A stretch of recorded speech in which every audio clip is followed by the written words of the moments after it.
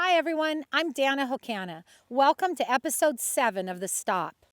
Hey, I was happy with that, Brooke. The last episode, he stopped really nice, balanced. I thought it was a lot better on his hind end, and I had control throughout the whole stop, back up. I didn't feel like that last time he leaned on my leg as much, but I think it helped making sure I had control of his hind end all throughout the turn and the lope off and everything.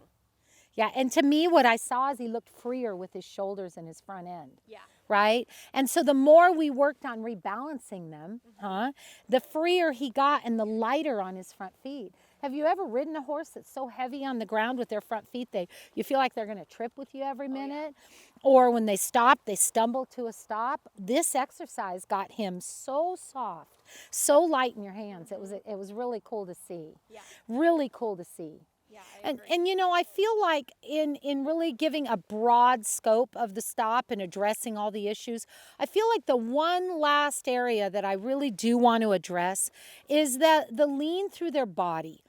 Being that we're using the backup as a correction to the stop, okay? And that is very important. We talked before briefly about each horse.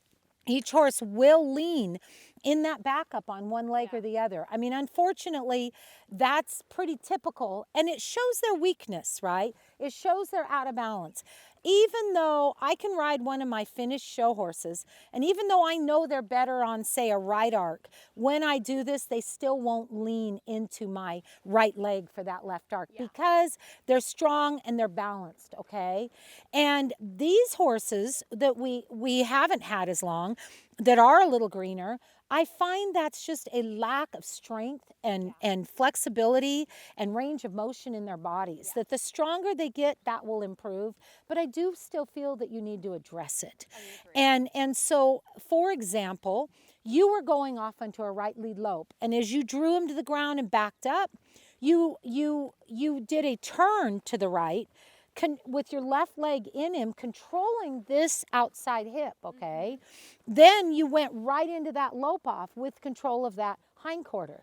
So it worked, right? But at the trot with me and Lance, we did not ever really address this. And I want to address it for a minute. Okay. So I'm going to just pick up the trot around you, and I'm going to show people how he on his own wants to lean out on my right leg. So I'm going to just bridle him up and jog just to change the routine.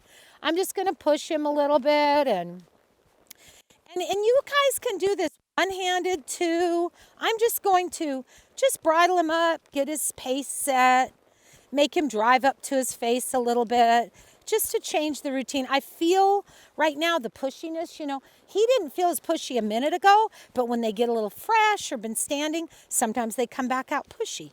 And I'm going to stop, okay? And I'm going to back, and let's look at that lean. Look how bad that was, okay?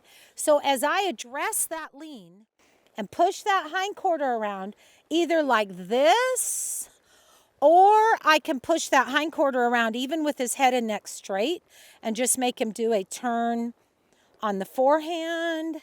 But somehow I regain control. Watch how light he backs up now. Watch him.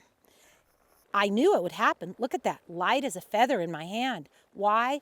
Because the root issue to a lot of his heaviness was the lean. And a lot of people think it's just the stop, but it's not just the stop. The lean through their body, which I can't wait to get into lean with you guys, because I don't care what you do, lean will transform. Getting the lean out will transform your horse. But you saw how this horse went from sticky and heavy to light as a feather just by me addressing that lean, okay? So I'm going to do a turn on the haunches to the left and controlling. Now I'm going to trot out, and I don't want, notice how he doesn't want to go forward because he really didn't want to move off this leg. So I'm going to do this again, and that's just, the lean can crop out in so many ways, but it affects, and he's greener than Oliver, right? And it's okay. I didn't mean lope. You're okay. But I'm just going to, that was a lot of pressure for him. That turn, push that hip over, and pressure has been a little bit of an issue for him. But that's okay. He's learning to take it because he's starting to trust me. Whoa. Better. Pushed in that front end just a bit. We're going to do it one more time. Push the hind quarter around. Real soft with my hands, but stopping the forward motion. Trotting off now. Here I go to trot off. Bridle. Don't get sassy, don't get fresh, don't want to go. Notice how different animals handle pressure differently.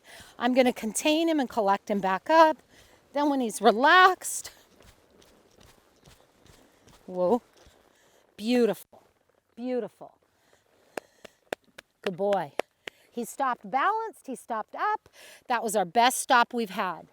I've got him lighter on his feet, lighter on his front end. Now I'm ready to start teaching him some horsemanship turns for his owner. Good boy.